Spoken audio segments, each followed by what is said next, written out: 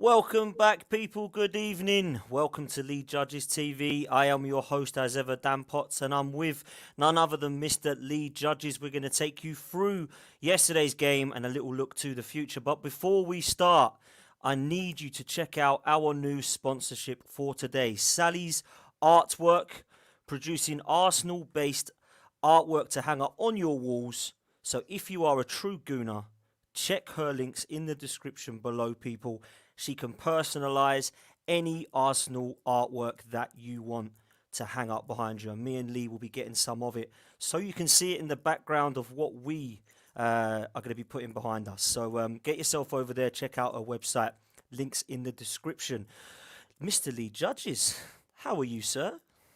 I am all good. It's been an absolutely blinding weekend, I've got to say that. I just had it was my mate's birthday Friday, so I had a nice meal out with my mates and family and that. And then Saturday, obviously, the game. And then out again Saturday night with all my sort of holiday mates that I've known for years. And then come up today, won at football in the Vets this morning, and then Spurs getting stuffed. You know, and it was a stuffing. And it was a stuffing, wasn't it? It was a stuffing. What I tell you what, spoke to Sophie earlier on and after the game because she was doing the Don Robbie, and I said to her after watching that, I was disappointed that it was free. If that was us, because they should have got about 5 or 6 and really ripped in, really put, you know. You imagine if Arsenal done that and went away there and won 6-0 or something like that. Oh, it'd live forever, like. And I felt that Chelsea, as good as they were, missed an opportunity, like, you know. But there you go. Do you not think though, Lee, like when they went 2 up, it was like five-a-side football, weren't really caring so much. Yeah, a little bit like that. Yeah, a little bit. It's a shame, isn't it? Because like you say, they could have just buried them, you know, even more. I was disappointed they weren't ruthless. Yeah, and I'll tell you what, I have to say that, you know, that's what you want from a side. I know it's I know it's Chelsea and I know what you got there, but they had to dig in that first half. They weren't brilliant, were they? But they didn't concede. You know what I mean? When it come on them, they dug in, and that's what Arsenal have got to do. You know, defend properly. Make sure you don't. If you're not playing well, make sure you don't concede. And then the manager sorted it out second half, and I thought it was an absolute masterclass from Chelsea second half. I really did. Yeah, I must admit, it was great to watch in the second half. First half, a lot more even. Second half, they were a shambles. And I hope they play like that next weekend. Before we start as well, guys, and go into anything further, I would love you to do 2 things for me. And it costs you absolutely nothing.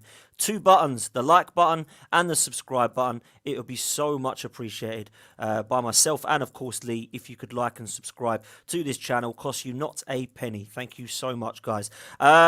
Lee, let's talk about yesterday. 1-0 to the Arsenal and Spurs lost 2 weeks in a row. I could get used to this, mate. I know it's only 1-0 and it wasn't an amazing performance, and I've still got my questions. I'm still not convinced that we're totally going in the right direction, but winning helps. So what did you make of yesterday, mate?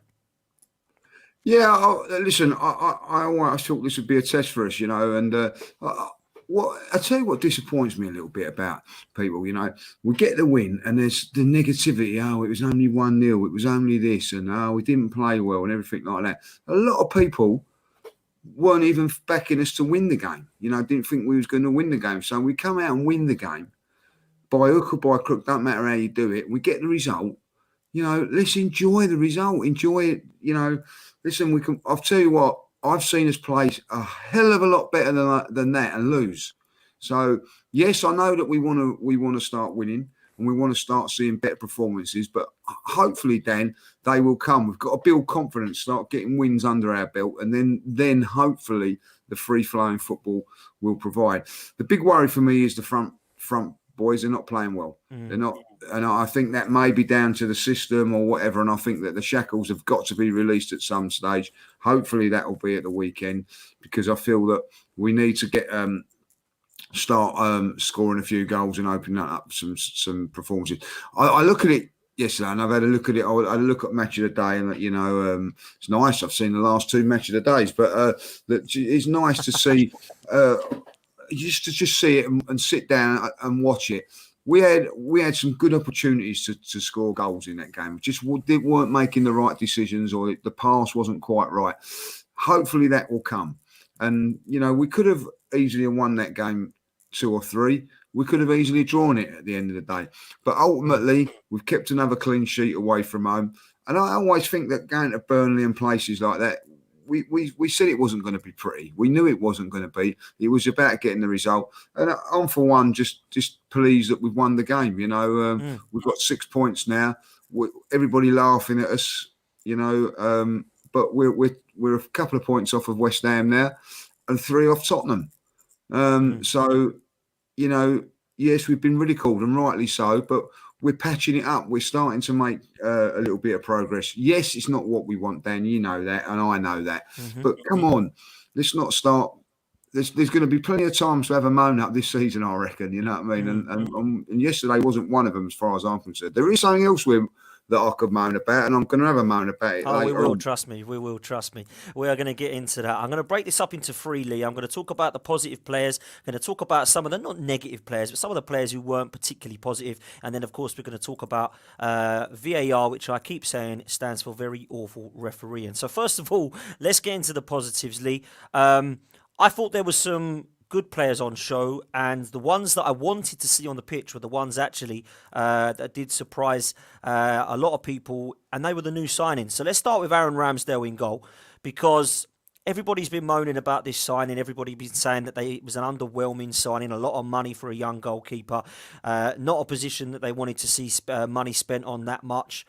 But he's coming against West Brom and he's kept a clean sheet. He's coming against Norwich, he's kept a clean sheet. He's now coming against Burnley and he's kept a clean sheet. Now, a lot of people would say the opposition is not strong enough and not big enough, but I don't really care about that because he's played 3 games and he hasn't conceded a goal. And I must say, in every single game, he's looked pretty confident. I like the command, I like the distribution. I like the fact that he actually can make some reflex saves if called upon. I also like his mentality. I've seen some of his interviews and his attitude is spot on. He said he wants the goalkeeper gloves, he wants the number 1 jersey, and he doesn't want Leno to have it back. And I like that attitude. And I actually saw a few times him and Kieran Tierney squaring up to, the Burnley lads and sticking up for himself. And I'm liking what I'm seeing from this goalkeeper, Lee, if I'm honest with you, mate. Yeah. Listen, he hasn't put a foot wrong yet. Some of his footwork, pardon the punt, has been fantastic as well. I think he's really played. You did right what you say there. The way you summed that up, I can't really add to that. I think that, everything you said there, I totally agree with. You can only play in front. You can only play as well as what he's in front of you. To be honest, I don't think he's had to, in the 2 Premier League games, he hasn't had to really make that many saves, routine saves and all that. The best thing for me, what I've liked, I don't know about you, is every time they had a corner yesterday, and they're a dangerous team with corners and things like that. 4, 5, 6 times out he come, collected it. Takes a lot of pressure off you, Dan. Really does take a lot of pressure off you. And so for me, I thought he was fantastic yesterday. And people said to me before the game, it's all right playing Norwich at home. Let's see what he does at Burnley when there's got to be chucked at him and everything like that. You watch him cry. He hasn't. And I think our good mate Trev said, there's a few people in the Arsenal fan base have got to be eating a bit of humble pie after the last couple of days. I know it's only 3 or 4 games. I'm not going to go wild about it. But ultimately, he cannot do any better than what he's done. Yeah, and, it's not just humble pie, Lee. Some of the abuse he received, I thought was an absolute disgrace. I mean, whoever's been abusing people like that on social media shouldn't be an Arsenal fan, as far as I'm concerned. Because if you're not a fan of the signing, actually let him kick a ball, and put the gloves on before you're actually going to judge him. I mean, so I wasn't even judging him. It was absolute disgraceful, to be honest with you. I thought he was very good yesterday, and long may it continue. I'd like to see consistent games. I'm not going to get too excited, but certainly at the moment... Certainly, at the moment, we haven't missed Bernd Leno, so I think he deserves all the credit that he's got of the last few games. The other guy who deserves a lot of credit, who's been fantastic yesterday, but also great his debut against Norwich, is Tomyasu. This guy looks pretty all right, Lee. I mean, I didn't know much about him before he started, but what have you made of him? Well, do you know what? I'm impressed, and I'll tell you why I'm impressed, because the last 5-10 minutes of the game, they put it on us a little bit. He stood up to every challenge that was thrown at him. The ball's in the air, he won every ball in the air, won his tackles, won everything that he had to do. That's when I like to. That is when what I liked about his performance yesterday was when he had to defend him, when it would come on top of him, he sort of stood up, right, this is my time now. This is what you want from defenders. This is my time now. 10 minutes from the end of a game, we're 1-0 up.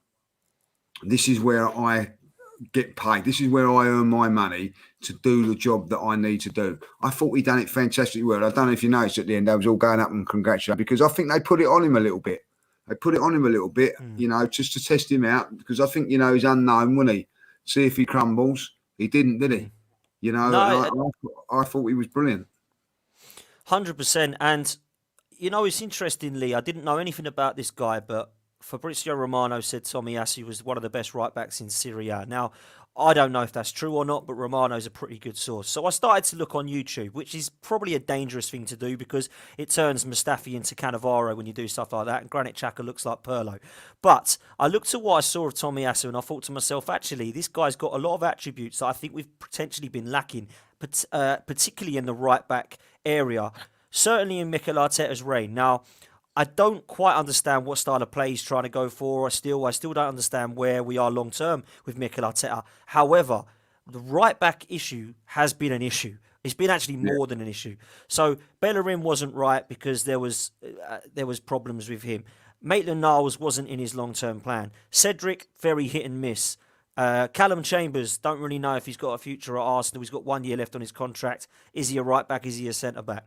Tomyasu has actually hit a lot of attributes, which I think a lot of them combined have. So he looks to me like he can run. He looks to me like he's strong and aggressive. Aerially, he's fantastic. He certainly knows how to put a tackle in. He's got some tenacity about him. And he's also quite skillful in terms of that he can actually use both of his feet and play in quite a few positions. So he's got that from Maitland-Niles. He's got the pace up and down for Bellerin. And he's probably, at the moment, from what I've seen, got quite a lot of what am I trying to say? Kind of can play right centre back, right back, or centre back. So I can understand that signing so far. Now again, like Ramsdale, I haven't seen enough of the guy. Yeah, I don't want to get carried away, but it's very kind of nice to see how well he's kind of settled in Lee. Do you know what I mean?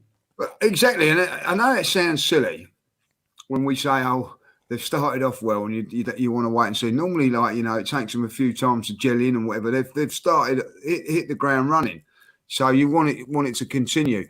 Listen, I'll be honest with Bellerin. I think that he's a good fullback, but I just think physically not strong enough.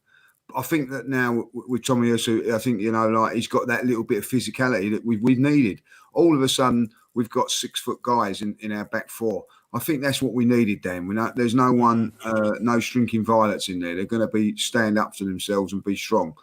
And that is what you like. And listen, I see enough of him in the first game to say, yeah, good 60 minutes, good start.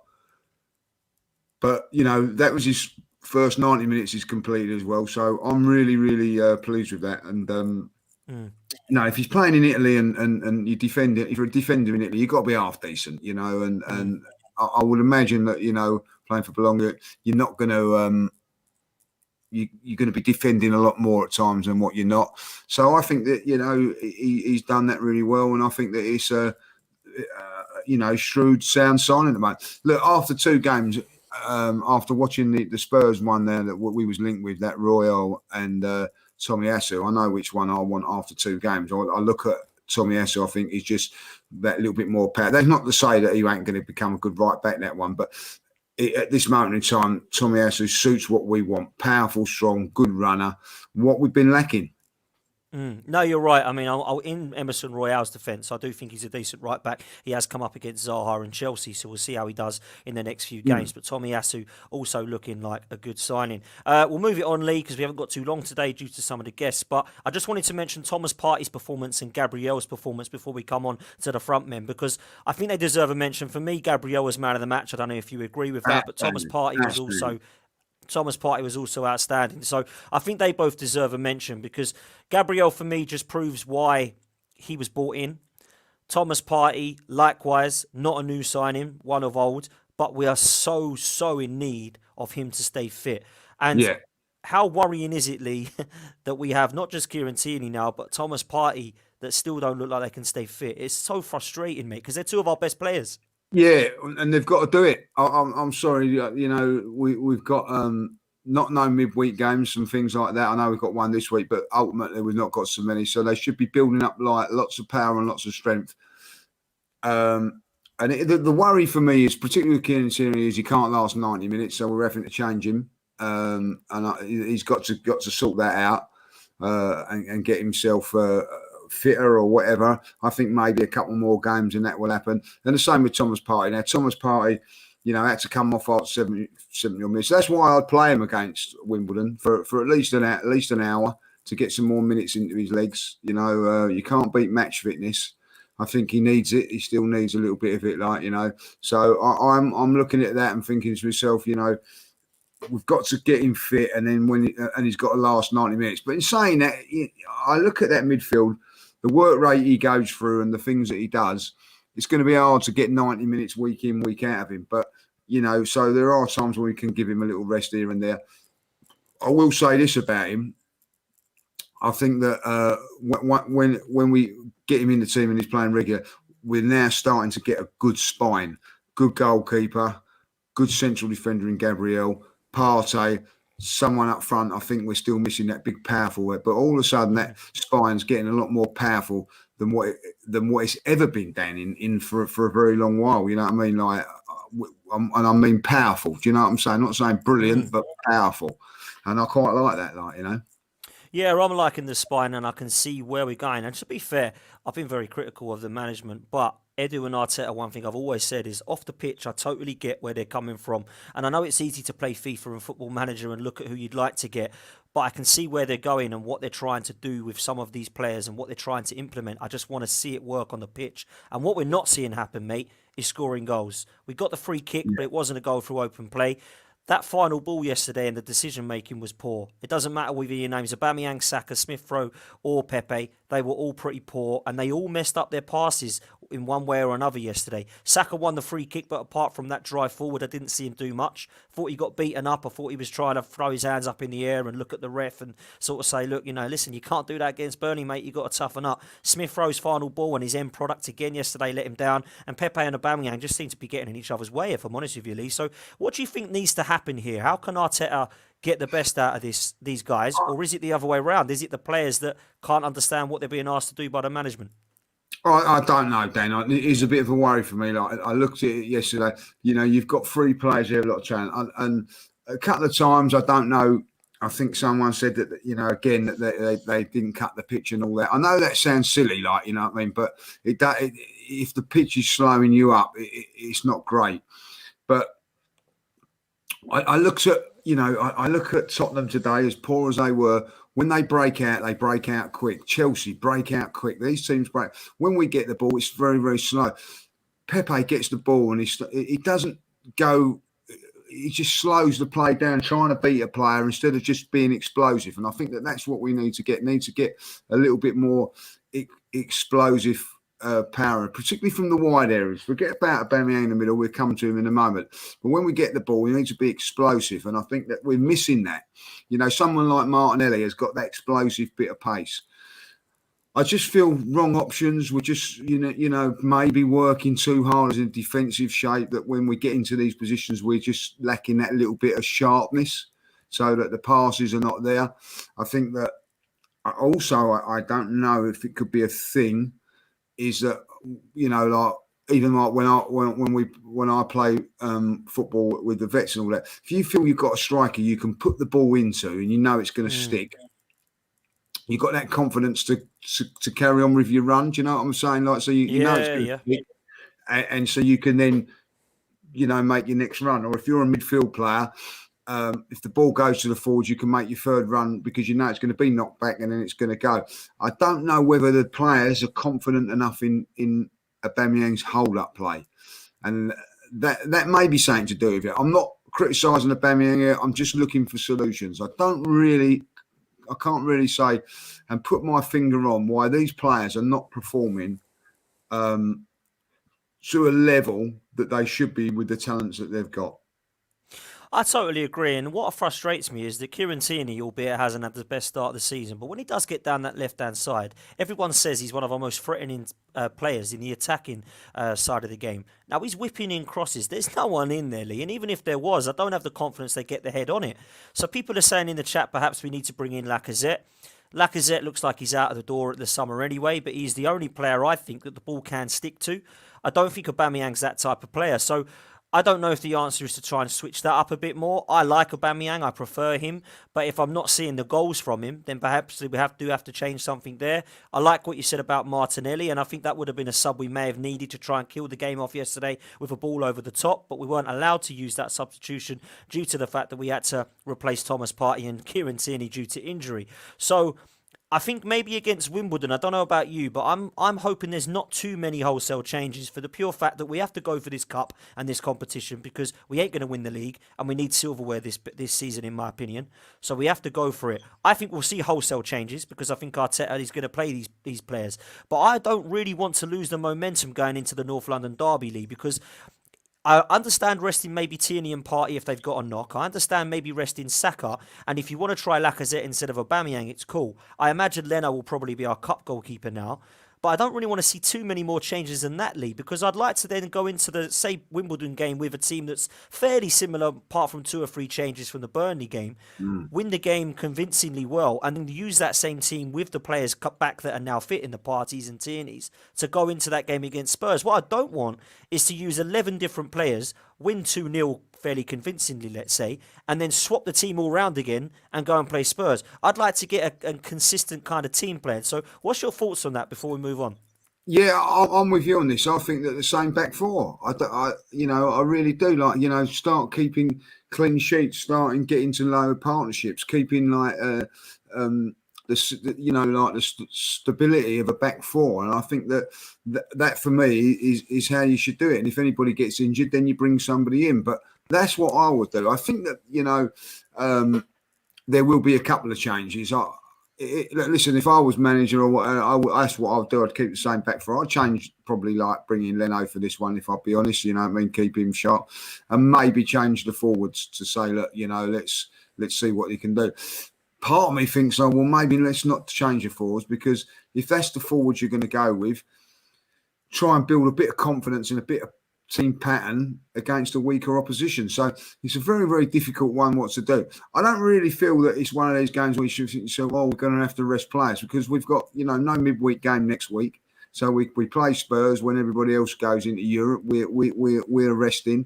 So I'm not too sure how he's going to go away with this. The one thing I will say, because we've got Wimbledon, I think he may make wholesale changes. But I think if we was to get a bigger and better side in the next round or later on, if we get through this round, I think then maybe there won't be so many changes. But because we've got Wimbledon and the lower opposition, I think that, and at home, Dan, I think that he'll make more changes than probably necessary and what I would like. Yeah, I agree with you. I think there is going to be a lot of changes, and I'm not sure that's the right thing. Before we do get on to some of our guests in the next few minutes, I just wanted to bring up refereeing VAR decisions, which we've seen again over the weekend, of course, some controversy, but particularly in our game. Lee, you lost your head a bit, obviously, live in the watch-along with me because it was just an absolute disgrace of a decision. So what did you make of it, and why did you feel it was just a wrong decision? I'll tell you why, right? Let's have a look at a few situations. Let's look at handball today for the West Ham game. Luke Shaw, blatant handball. What did the referee do? What did he give? Give a corner. Yeah. Then VAR got involved, right? Yeah. Ronaldo, yeah, got down. Blatant penalty. What did the referee give? Goal kick, right? Yeah. You know where I'm going with this, didn't you? I look at the game against Manchester City, right? And you tell me there's no corruption in football when you see definite penalty, maybe not a sending off, gets overturned. I see David Luiz touch somebody, nothing gets overturned there. You know what I mean? You're telling me that was more of a penalty than a David Luiz one Was it Eckers-like? Right, so my argument is, and this is when people go, oh, they got the right decision in the end. If you're not sure that it's a penalty, you don't give a penalty. And then let VAR do it. He could not wait to give that penalty yesterday. That is my argument. That is why I'm frustrated with him, because I see it. I didn't even think it was a penalty when I was watching it in normal time. I just thought it was a corner or a goal kick. Didn't think it. And then I think it was you, Dan, that said he's give a penalty. It is an absolute joke of a decision. And I'm not worried forget about the VAR situation here, right? I see a deliberate handball today. Well, not a deliberate handball, but I would say a handball as plain as it can be. Okay, right? The linesman right in front of it still give a corner. I then watch games when I get back home, Dan. Crystal Palace. Players going through, he clearly trips him up. Nothing given. Right? But if that would have been Arsenal, they'd have been, I see that. I'm going to give a penalty. And I'll tell you what, if he would have given a penalty in that Liverpool game yesterday, VAR could not change that. Right? So I look at it and think, yes, VAR done its job and come again. Let's just say that VAR isn't there. That would have been given as a penalty, Dan. And people are saying, oh, we've got the right decision. You know what I mean? No, he could not wait to give that penalty. Now, a week ago, I see the same referee send off Granit Xhaka, rightly so, with the laws of the game, if you want to go down that route. 1 week later, at Goodison Park, the same tackle, he doesn't even give a yellow. Doesn't even give a yellow. That is why I'm getting the hump with these referees, because he could not wait to give that penalty. No, you're absolutely spot on, mate. Corruption at the highest level, because I don't see it with Man United. That Man United game today, he would have jumped at that. Do you remember a few years ago, Boxing Day, I think it was New Year's Eve at West Brom, Callum Chambers, that much away from him. Mike Dean give an handball, cost us a point in the last second. No VAR then. But today's one, they don't give it. VAR had to go in here, went and had a look at it. It was ridiculous. That was never a penalty yesterday. And as a referee of that level should know that and see that. And he chose not to.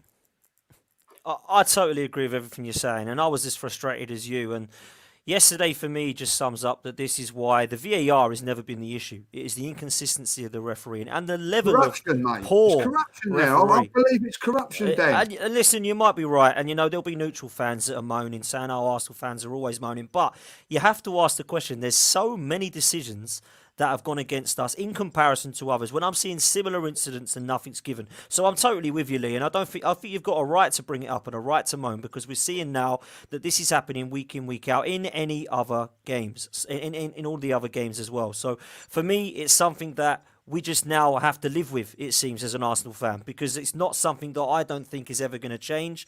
I don't believe that one thing I don't understand, and I've got to ask this question, this is a genuine question because I do not know. I don't know if you know this, Lee.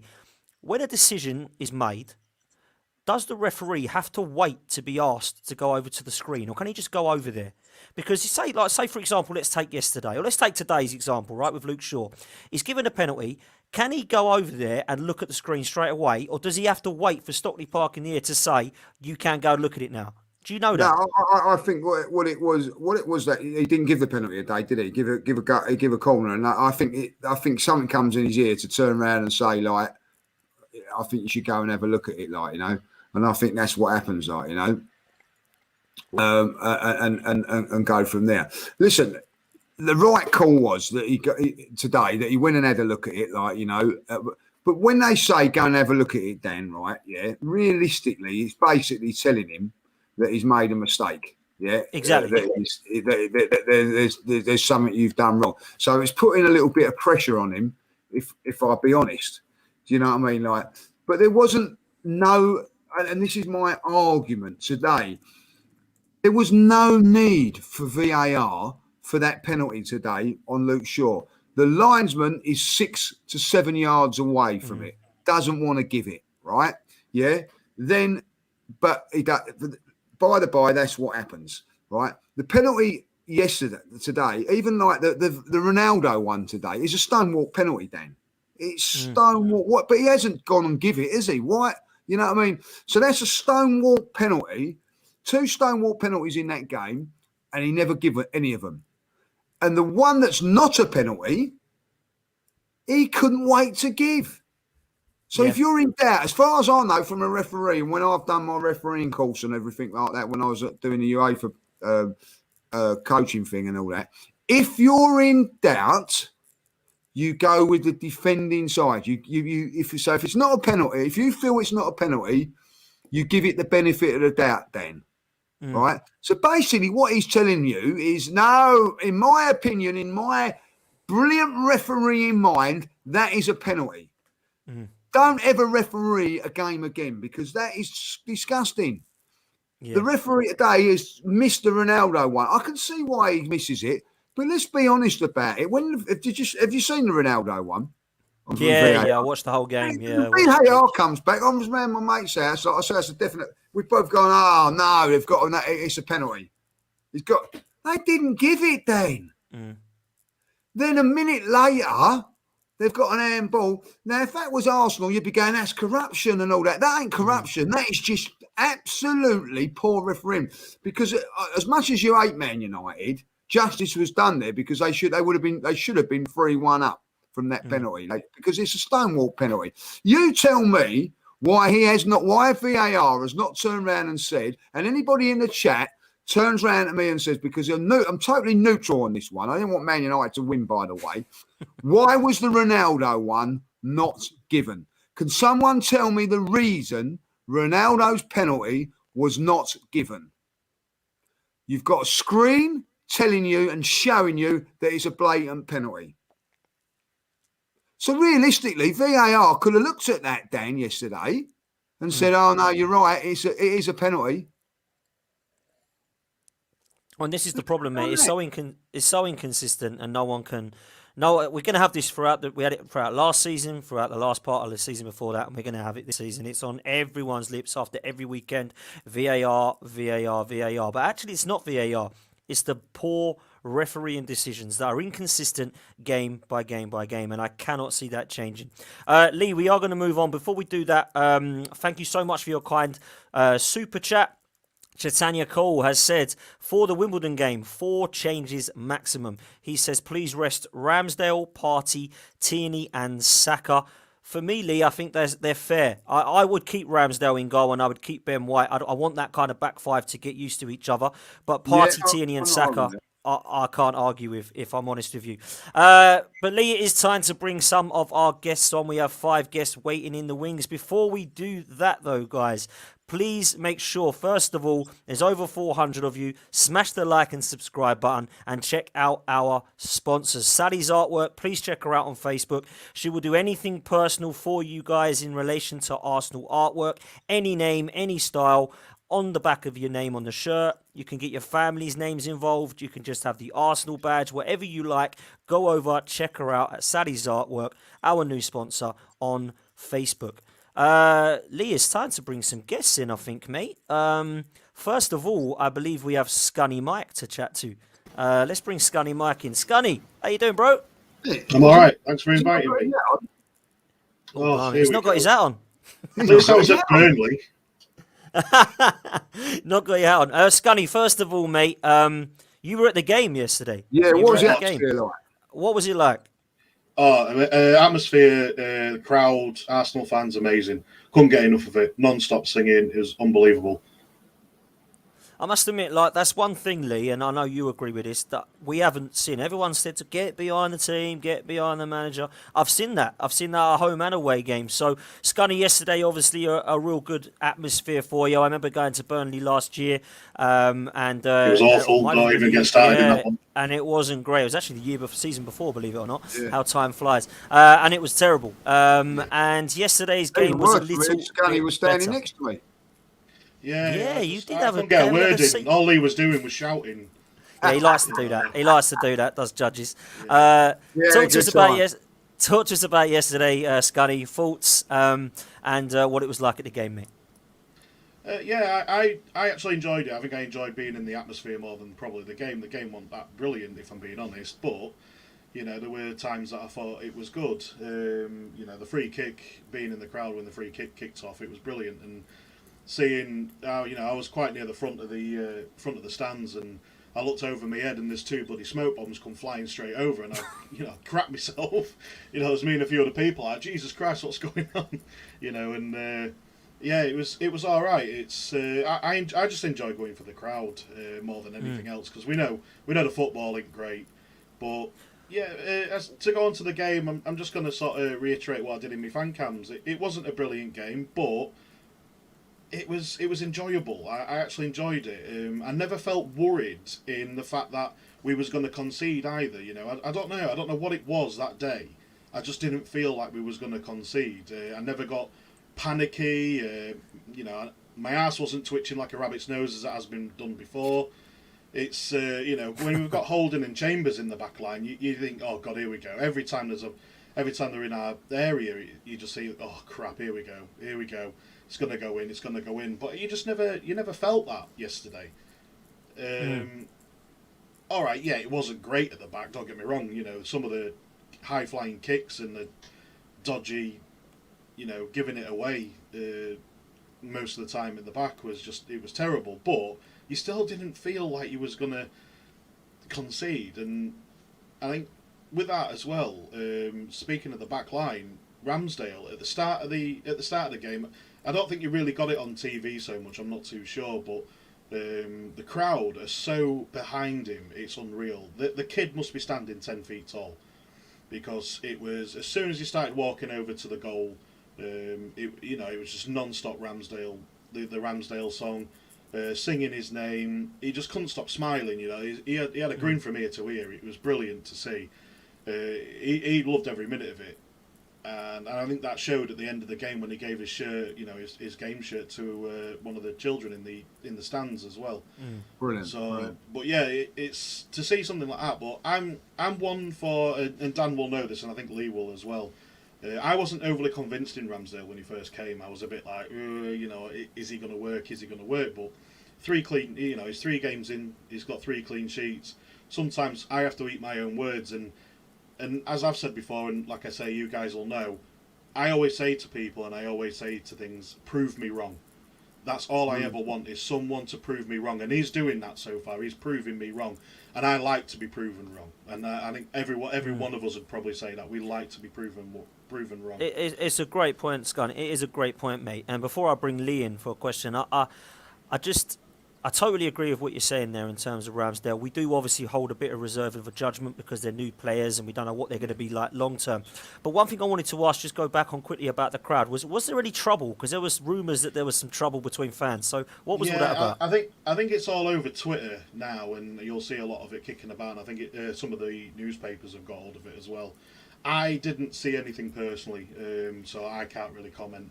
As I was leaving, or as I was heading out, it was all just non-stop singing still. Ramsdale was coming up to the crowd, Erdegaard come up to the crowd, Kieran Tierney come up to the crowd. So yeah, it was just non-stop singing names and singing Arsenal. So I didn't actually see anything, so I can't really comment on that. But I know there is a lot on Twitter kicking about, and I know there's, like I say, newspapers have got hold of it. But I will say, actually, just going to the game quick, which go on, mate. You've sort of gone on a bit about it a minute ago, with moving the ball forward and stuff. What I see at the minute is when players going forward, it is one of our biggest issues going forward. The problem I see it is I think it's very hesitant to move the ball forward. You've got Erdegaard, he's looking for the pass, but instead of actually putting it forward, they don't. They turn around and go sideways or backwards, which it's a case of we've got the runners there. You've got Pepe, you had Saka, and you had Aubameyang. All of them are quick players, so they can get behind the lines. I just don't see that. I think it's hesitant to move that ball quickly forward. I don't know if it's just too much of a risk for him, or it's tactically not in the cards for them to do that? Is it being coached into him? I don't know, but there is a hesitancy. I can't even get the words out now, to just move that ball forward, and it's really, really frustrating. Yeah, it is our most worrying thing going forward. I know you were talking about that earlier, Lee, but I'll hand the mic over to you, Lee Judges. Yeah, just before we say something, I've got to say, a bit of some bad news over the day with losing Jimmy Greaves. So rest in peace. Oh, I was going to do Jimmy that Greaves. towards the end, but you Oh, stole was it now. you? Go on, mate. Yeah, go on. No, go on. And also one of my favourites, old Boise. You know what I mean? Like John Yeah. Challis, big Arsenal fan as well. Like so. Very, very sad to have to say that, So, sorry, I didn't know you was going to say that, Dan. No, So I was going to leave it till the end, but go on, mate. that. You've done it now. It's all good. So, yeah. So, very like No, well I know, said, though, like, mate. Well said. rivalry aside, Chelsea, West Ham, and of course Spurs, Jimmy Greaves. But grew up watching him, in the old Saint and Greaves here, and and he had a little fond spot for Arsenal as well. So, very, very sad. So, and of course Boise. Massive gooner as well, like so, and I think we all love Only Fools and Horses and that as well. So sad days for that today. But yeah, going on to the game, I'm with Scunny on that. I think that there's lots of. I don't know how you guys feel about it. There's lots of improvements to be made, but where do you start? I think when you've lost your games like.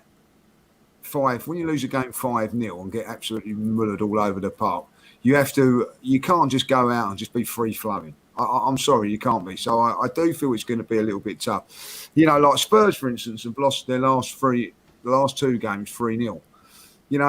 Does that mean they're going to come out free flowing against us? I don't think they will, guys. I think they're going to have to be a little bit more reserved, so that might suit us. And we can be a little bit more attacking. But I think certainly we're in the ascendancy where they're not now, So, for me, I just think that, listen, we've been to Burnley a couple of times. We went there last time, 0-0. It weren't great then, was it? You know what I mean? But we've improved. We've got a 1-0 win this time. So ultimately, I don't think it's all doom and gloom, that result. I'm not really that. Do you know, it's one of those games, I don't know how you feel about it, guys. Just move on from it, brush it aside. You know what I mean? Like, the fans were fantastic. We've had a good day out. It's great to see the fans singing and doing all of that stuff. I love all that, you know what I mean? Like, and listen, any fan that's been to that ground, like Scunny obviously comes up from the north, so it's not so bad for him. You want to go doing that journey, it is horrendously long, longer than what you think it is, I'm telling you. So to get there and then get home with the win, that I'm more pleased with the fans than, the away fans. So fantastic, Yeah, no, it has to be said, 100%. Sorry, can I just jump in quick? But go on, Scott. Burnley and stuff like that. Yeah, we haven't had great results there over the times, but you've got to remember, Burnley, they're a team known for digging in. Yeah, 100%. They dig in and they hold out, and they'll kick the hell out of your players, which we saw in the game. So yeah, it's always going to be a tough draw, to go to Burnley. It's always a tough game, but to come out of it 1-0 and by all means, we're not the greatest sides in the Premier League. We've got our issues, which we all know about. But to come out of Burnley with a 1-0 win, okay, it wasn't pretty, but it's a win. It's 3 points, so it's nice to see. And and obviously, like I say about the crowd and stuff like that, we all got behind it, and I think everyone felt the same. Coming away from Burnley with a win, it's like a weight lifted off your shoulders as well, because knowing how Burnley play, knowing how Sean Dyche plays, knowing how I don't know if he hates Arsenal or not. I don't know. I'm not too sure, but he always has a comment about Arsenal. But to come away from there with a win, I think it's brilliant.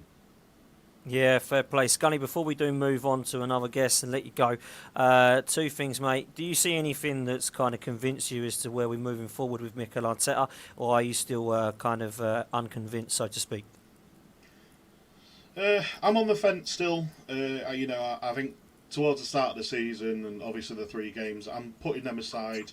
I'm still slightly on the fence with him. I'm possibly leaning towards the, it is not going to work with us. I think sooner or later, we are going to come up against some tough opposition, and he's going to falter at some point. Yeah. But I just hope to God it doesn't happen, because I'm an Arsenal fan.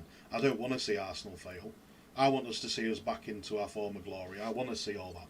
So I'm just hoping that it doesn't get to that point. So it's just a case of, I'm taking it game by game now, rather than jumping straight on it saying Arteta in or Arteta out. I think that's a great point, and he's going to make a great point there. Yes, people will turn around and say, "Oh, well, for Christ's sake, you've just beaten Burnley and Norwich in the bottom two. The next two now are a big test for us. You know what I mean? Like, and Arteta.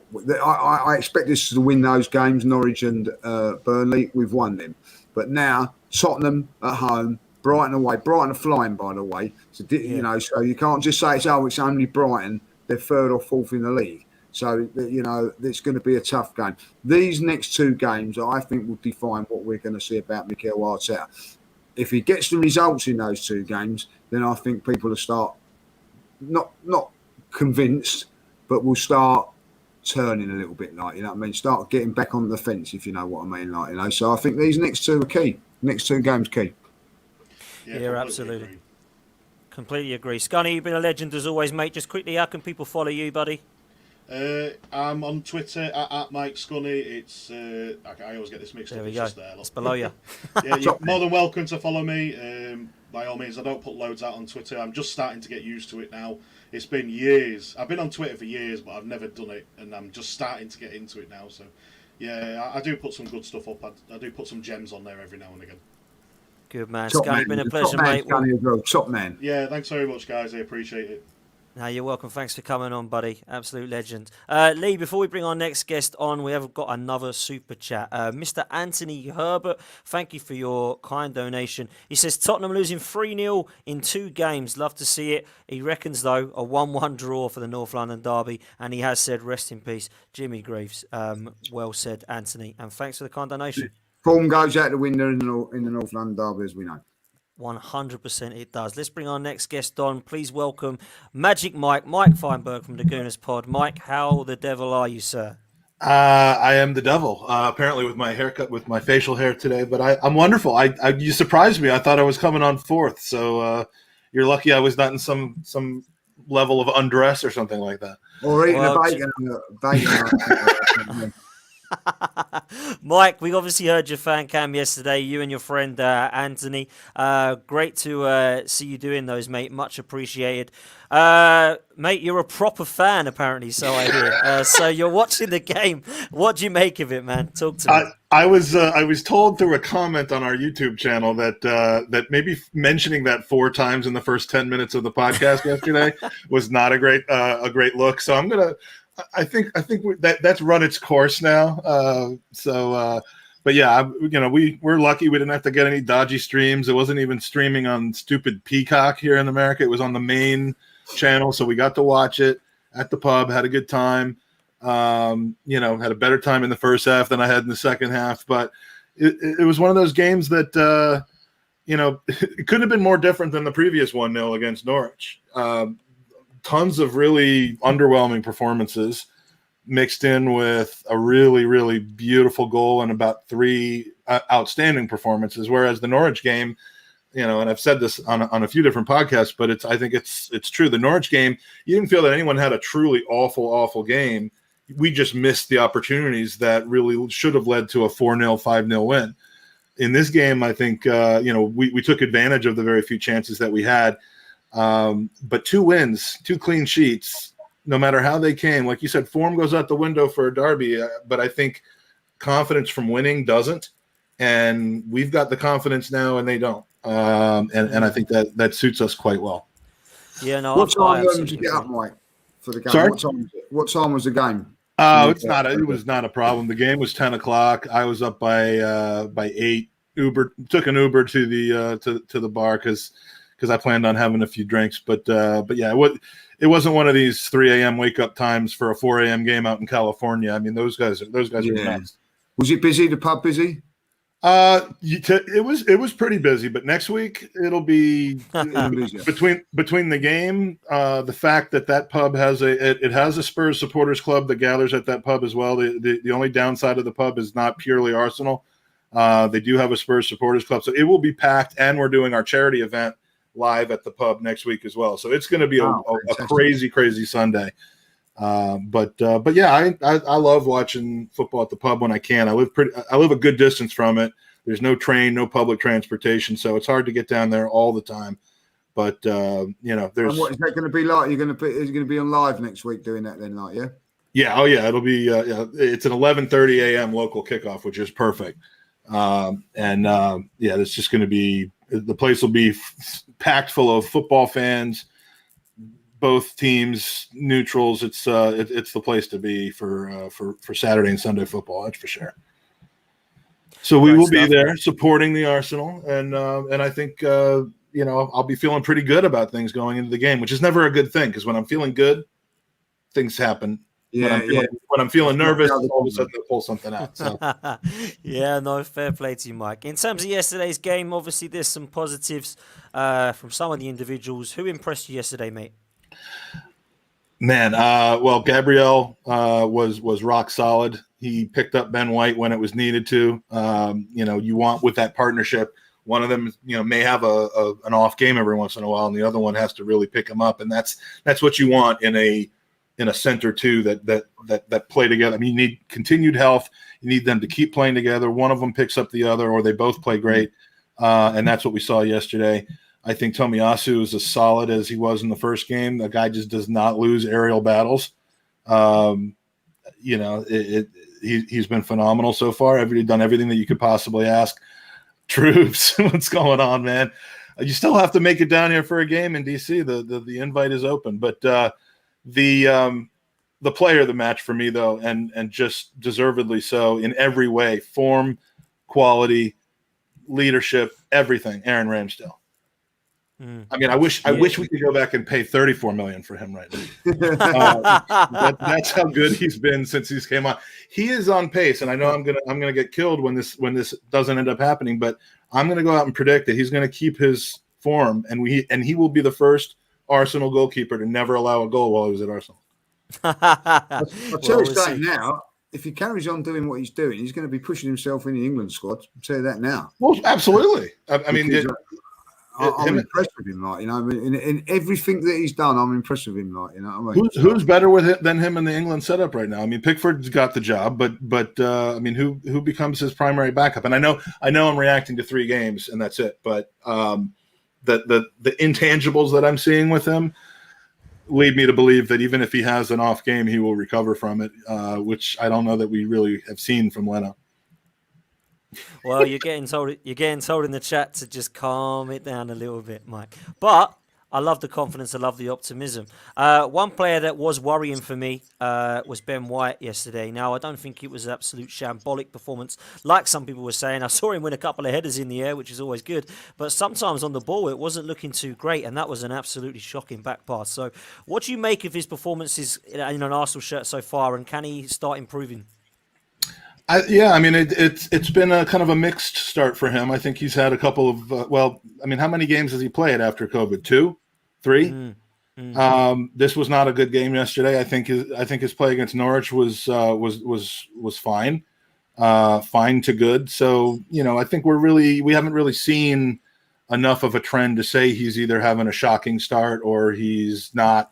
And as long as you don't start putting that price tag in front of him.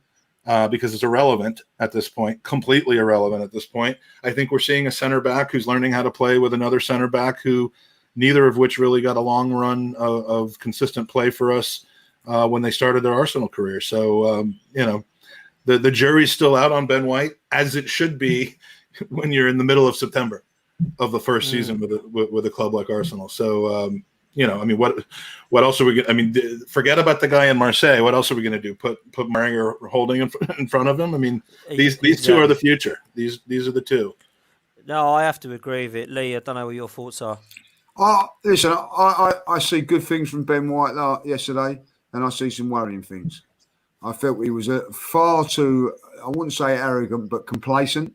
at times when we're 1-0 up, trying to play the ball and trying to be a little bit overconfident, a little bit cocky, if I'll be honest. I didn't like to see that. His first job is, and I would like to remind him that on Mikel Arteta does, is to defend. You know what I mean? Be a ball player when it suits. But when you're 1-0 up with 5-10 minutes to go, you do what Tomyasu done and you do what Gabriel done. Defend and defend properly. There were worrying things about him there, if I'll be honest, but he done some good things as well. The one worry for me is he doesn't win enough headers. Yeah, I think so, and I think that is one of the things that is quite worrying in terms of Ben White. But I'm willing to give him a chance.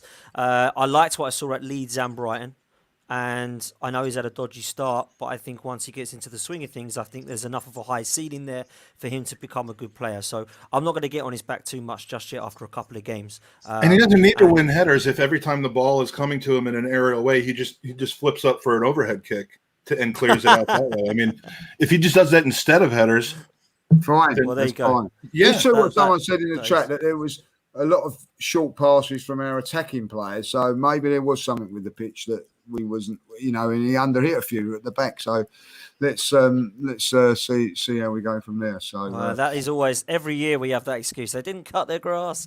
Every year we have that. So we'll see. Excuse to just let's just see. But Ben White. I've watched Ben White. Watched him when he played for Leeds in the Championship. He's a good player.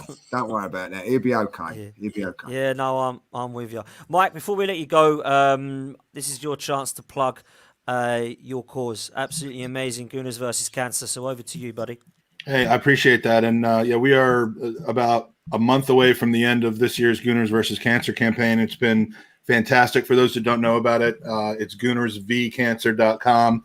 It's our cause. I lost my father to leukemia about 11 years ago, and ever since then, I've really wanted to try to raise funds and awareness for what the Leukemia and Lymphoma Society do. So we have a charity we promoted on our podcast. We promote it through our friends and fellow podcasters like yourself and Sophie and Tom and everyone else who's been really, really generous with promotion. Elliot from Arsenal Vision as well.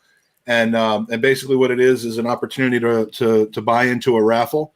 You buy raffle tickets by donating to the Lymphoma Society, the Leukemia and Lymphoma Society. We have 11 really great prizes to win. Books, like a rare book about the 1971 double season, first team signed kits. We've got shirts signed by people like Alan Smith and Lee Dixon.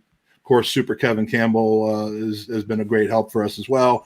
Just a ton of great stuff on offer. I won't go into it all, but you can find it on GunnersVCancer.com. We're trying to raise $25,000 this year and beat our total from last year by a few thousand. We're about 70% of the way there, and got a big event coming up, like I said earlier, at the pubs, and about 5 or 6, maybe even closer to 10 pubs around the United States are going to be running their own events that flow into Gunners versus Cancer. So it's growing. It's great. And we hope that if you're in the chat, you'll get involved and as well as getting involved with donations, please spread the word. Follow Gunners v Cancer on Twitter. And I'm looking at you, troops, but follow it. If you can retweet it, just get the word out there. And we're really trying to make this into a big thing. And again, I appreciate your help in letting me talk about it. Sorry, Lee. I'd like to ask a question. The shirt, I've seen it. Oh, the shirt? The shirts, is there any way we can get it in a link or something like later on? I asked Dave to put that in, a picture of it or something like, Yeah, that's sensational. That is an idea. I came up with that idea 2 years ago, and I thought it was going to be impossible to execute. I also thought I'd have to.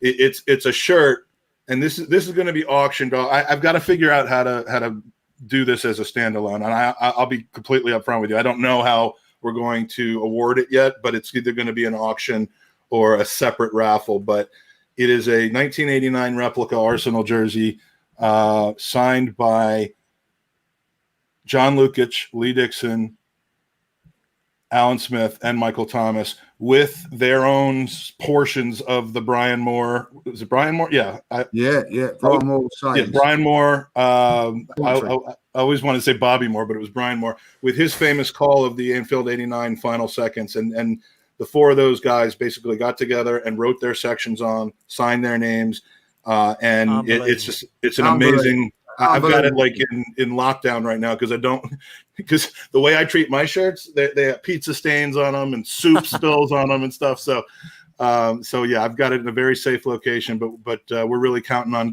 raising some money for the charity with that shirt. And that is an unbelievable prize. I looked at it on the what, couldn't believe it when I saw it. I thought, wow, that is outstanding. So, we'll try and get guys, that up, it's exactly what I had in mind, and to be able to, and I have to say thank you to Alan Smith specifically because I think he was the point person for getting it to all of his mates from that team and getting it done. And as long as they don't do that for anybody else now, I think this is a really, really valuable item. So. No, it is fantastic. There's over 550 of you watching live. Please get over to the Gooners podcast, subscribe, go over to Gooners versus Cancer on Twitter, get yourself over to goonersvcancer.com, buy some raffle tickets. Unbelievable cause, and trust me, unbelievable prizes. You won't believe until you go on there the prizes that you can win in terms of Arsenal memorabilia. Mike, you've been an absolute star. Thank you all. Thank you so much for coming on, mate. Really appreciate it, buddy.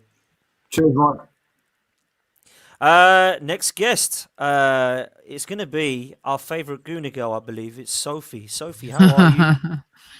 Hey guys, how's it going? Hey, how are we doing? Yeah, all good, man. How are you? Doing good. A little California girl today, just chilling, watching a bit of NFL. Well, I just got back from desert heat. It was 115, so it feels cold right now, and it's 78 here today. So not bad. Not bad. Basking in the heat and the heat of 6 points in the last two games. What do you say about that? What's your feelings about that? 6 points, so if you can't ask for no more, really. I suppose you could ask for performances, but 6 points is what we was after.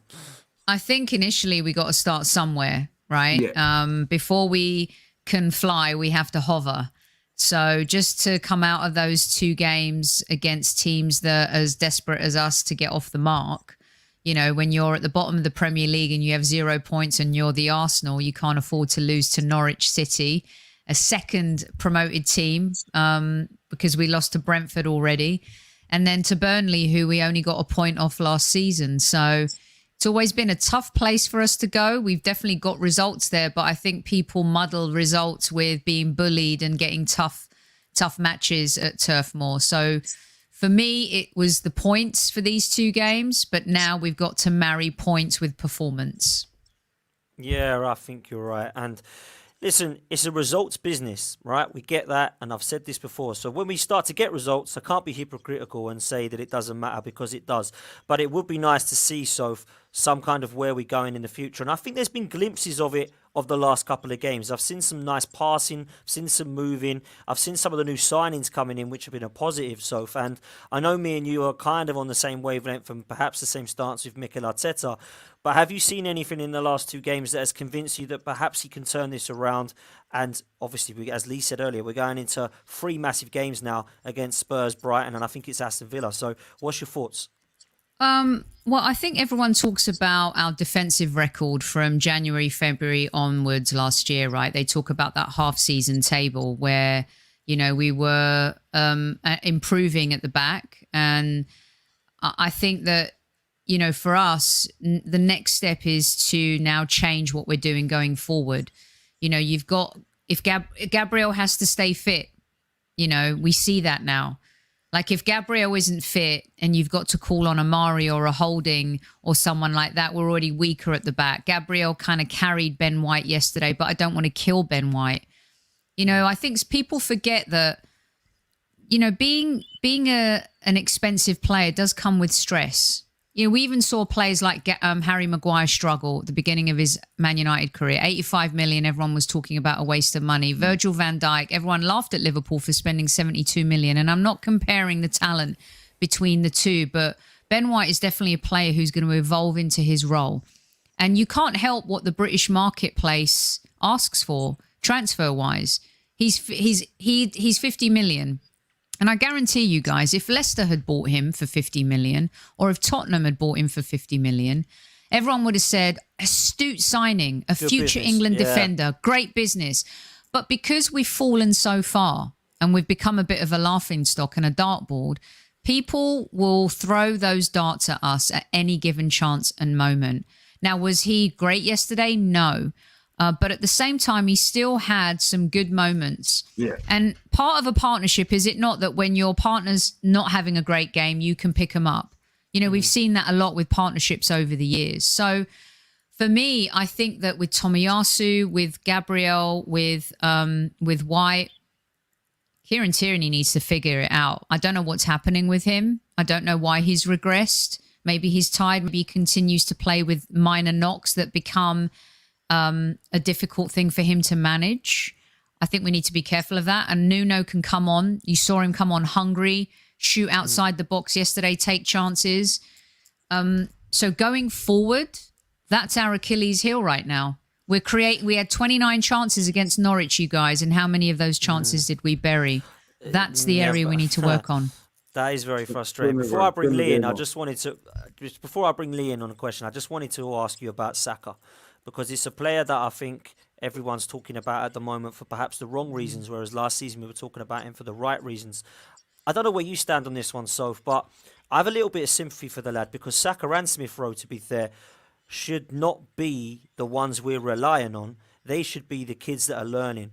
And at the moment, because our team hasn't been up to standard or up to scratch, however you want to blame that on players individually or the manager or a bit of both, they should not be the ones that we're relying on. But we have been, and we're kind of expecting more from them now. Now, I think with Bukayo Saka, I was expecting more of him after that penalty miss at England. I don't know what your thoughts are. Perhaps maybe that's affected him. But at the moment, it's not really working for him. So what's your thoughts on this one?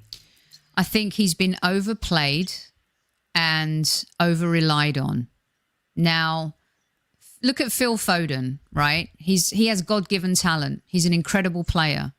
But he has De Bruyne around him. He has Sterling. He has Mahrez. He had Aguero. You know, he has Fernandinho.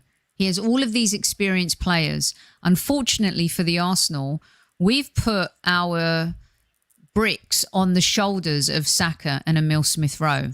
And eventually it becomes really heavy, you know, dragging those bricks around. Because when you have an apathetic captain in Aubameyang, you have a leader in Lacazette who I think is much better with the younger players, to be honest with you, but isn't being given the game time. You have an example like Xhaka, who goes in two-footed against Chelsea, who's supposed to be this leader and doesn't exude it on the pitch.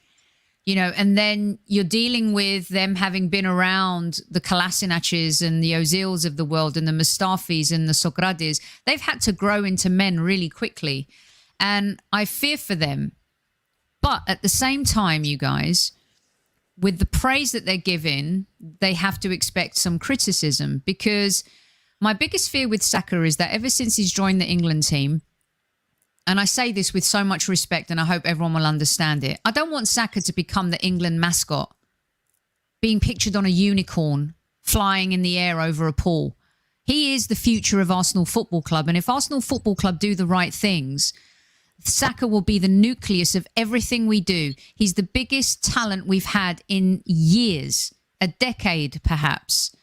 And if we mismanage him, if we don't build around him, he's hanging out with these England players like Grealish and Maguire and Walker. They all talk. We could lose him in 2 years if we fail to build on him. But I don't want to enable him and mollycoddle him either. You know, he's young, yes. But at some point, you know, he needs to evolve into like from boy to man playing for the Arsenal. His finishing is poor. His final ball has been poor. And I love him to death, and I'm not giving him a hard time here. I'm just saying, like, we need to be really careful how we treat him. And being part of that England setup, when you hear Luke Shaw talking about him, I think it's cute and I think it's adorable. But I don't want our star player to become a mascot for England. And he's been playing better for England than he has for the Arsenal. So well said. Absolutely spot on. Lee, I'll bring you in on that point. Yeah, listen, I said this yesterday and I'll say it again on here. Like, you know, was Liam Brady a legend for Arsenal? Was he a great player? Yes, of course he was. He was a fantastic player, one of the best players ever to play for Arsenal. Go back and have a look at his performances. It's on now 95, the 1975 season on a Big Match Revisited. 18-year-old skinny kid struggling. because, you know, he's 18 years of age. You know, he developed into one of the best players that Arsenal ever had. But at 18, he wasn't be able to do the things that he was when he was 24, 25, 26, and when he was like the top player. And that's the thing with Saka, you know, he's just turned 20 years of age, you know, and this is the thing that people don't realise, you know. 20 years of age, a lot of people ain't even got into the first teams of their football clubs at this moment in time. He's an England international.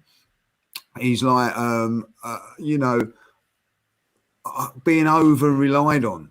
Let the boy play. You know, brilliant to bring it up about Foden. Foden, you know, I think is a fantastic player. But ultimately, you know, he's in and out of that Manchester City side. He's not the main player at Manchester City. Let's just get this right. Someone like Jack Grealish has gone to Manchester City now. He's not the main player at Manchester City at the moment. £100,000. He's being allowed to just develop into the player that he will become. And this is the thing that we've been a little bit too reliant on him. Like, you know, I totally agree with what Sophie's saying. When you're a good player and you're in that team and you're doing what you're doing, you will get criticism. But what I will say this is, you know, he's a special talent, special talent. The best teenager I've seen play at the Arsenal since Jack Wilshere and Cesc Fabregas. Good company to be in. Yeah, but they are good company. They are good company, and I'll bring this up, Sophie, and I'll bring you in on it just lastly, because those two players that Lee's just mentioned, Jack Wilshere and Cesc Fabregas, the difference for me there is Jack Wilshere had the Cesc Fabregases around him at the time and the Van Persies. But before that, when Van Persie and Fabregas were 16, 17, 18, they had Dennis Bergkamp, Patrick Vieira, Thierry Henry. Bukayo Saka is growing up with Granit Xhaka, Alex Lacazette, Pierre-Emerick Aubameyang. For me, Bellerin, those sort of players who were seen as the kind of senior heads and leaders at this club, I don't really want him to be learning off of those. So perhaps we need to be a little bit more realistic about his ceiling and how long it may take him to reach that ceiling. And also the thing, look at Mason Greenwood at Man United, right? Had to take a step back. Ole Gunnar Solskjaer managed him really well, says he became a man over the summer. Now he's playing alongside Ronaldo. He's got Varane, you know, he's got Cavani. Look at these players. You're talking about players who've played at the highest level of football. And we're expecting Saka to carry this Arsenal team. It's not fair. It's not right. It's uncool. And Adu made it public. He said the next stage is to sign world-class players. Well, you can't sign world-class players if you don't have European football. And they know it. We were always able to dangle European football, even if it was the Europa League, and signed Oba, Laka, Gabriel, Tierney, Pepe, Thomas Partey, because it was maybe a route back into Champions League football. But look at the profile of player we've signed this off-season, you guys.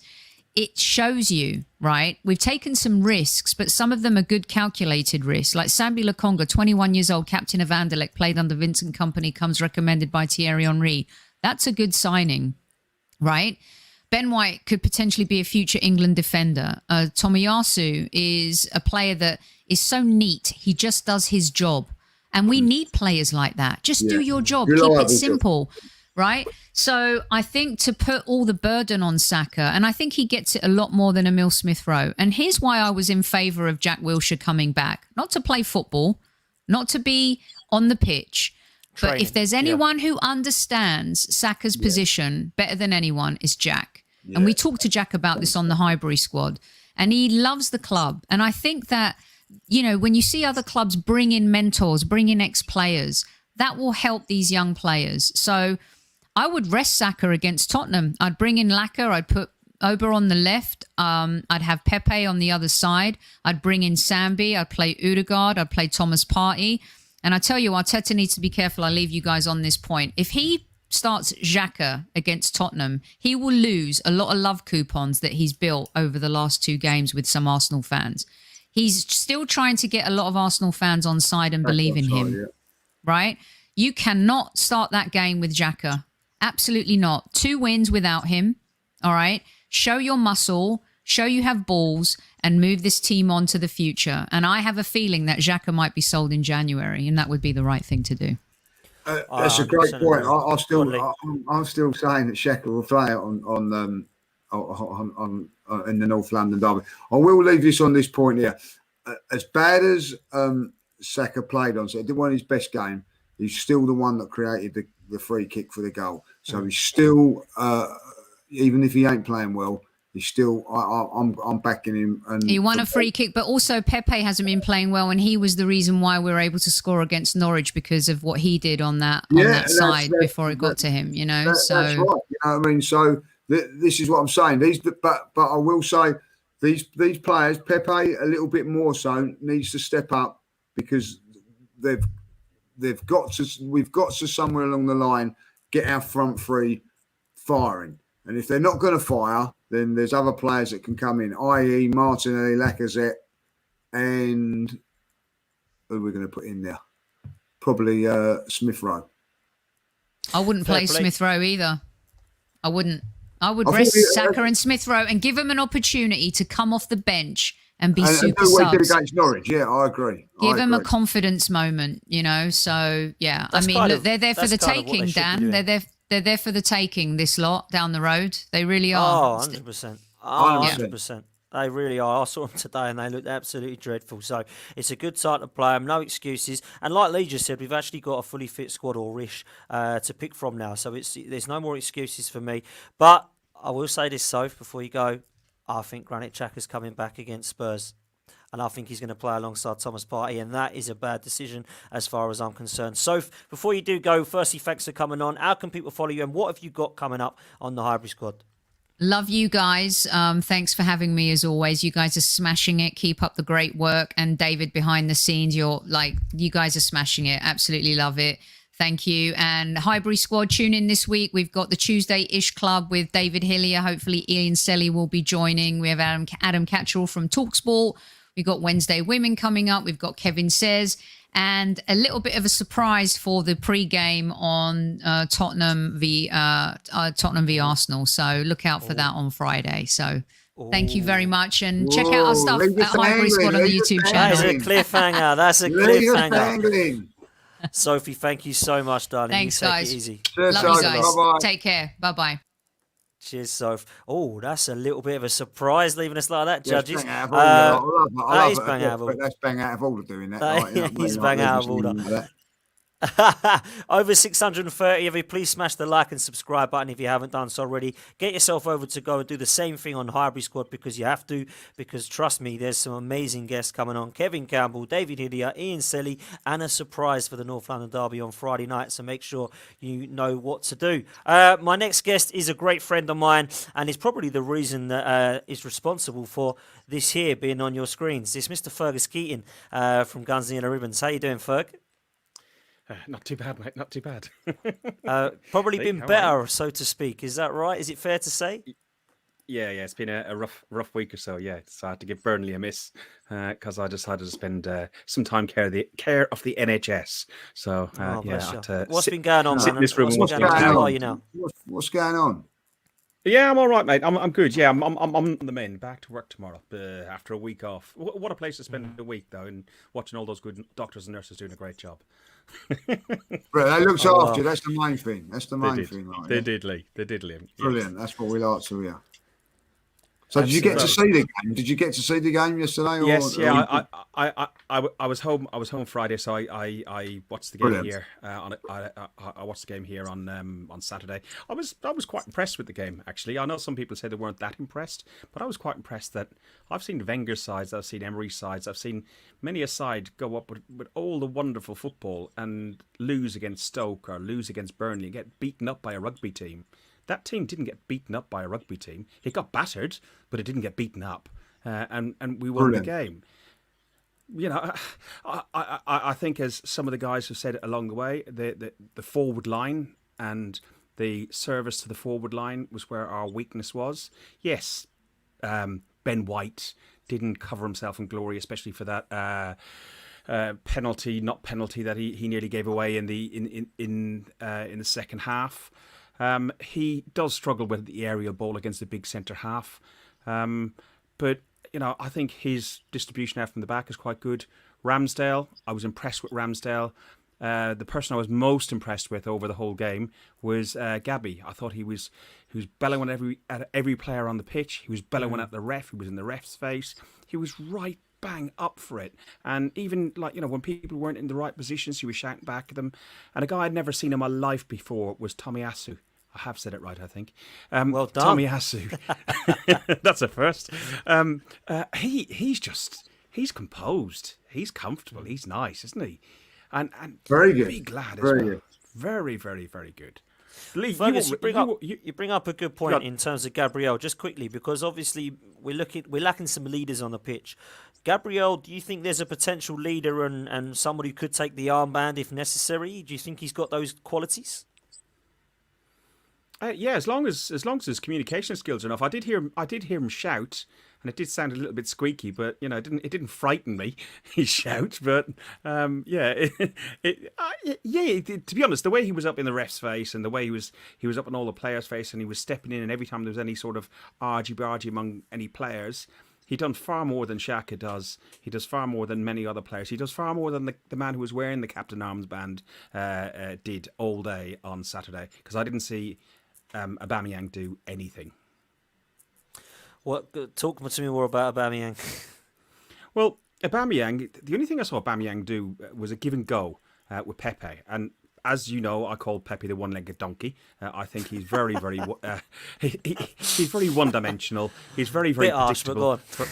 Yeah, it is harsh, but he's very, very predictable for a lot of centre halves. You can see the two up at him, and he always tracks the ball back in to try and get on his left and score a goal. And invariably it fails. He does score some wonderful goals, and he has got us out of trouble at the end of last season. But he gave a great ball into Pepe, and I said to you when we spoke on the phone the other day that if that was Jack Wilshere, just a list of a load of different players I mentioned to you, they would give that ball and go. And all he done was give the ball and stop. And that's not good enough for your out-and-out centre striker to be doing. He just looks like... I've seen the groundsman at half-time move quicker with his rake than I saw Arteta move yesterday. Honestly, Aubameyang move yesterday.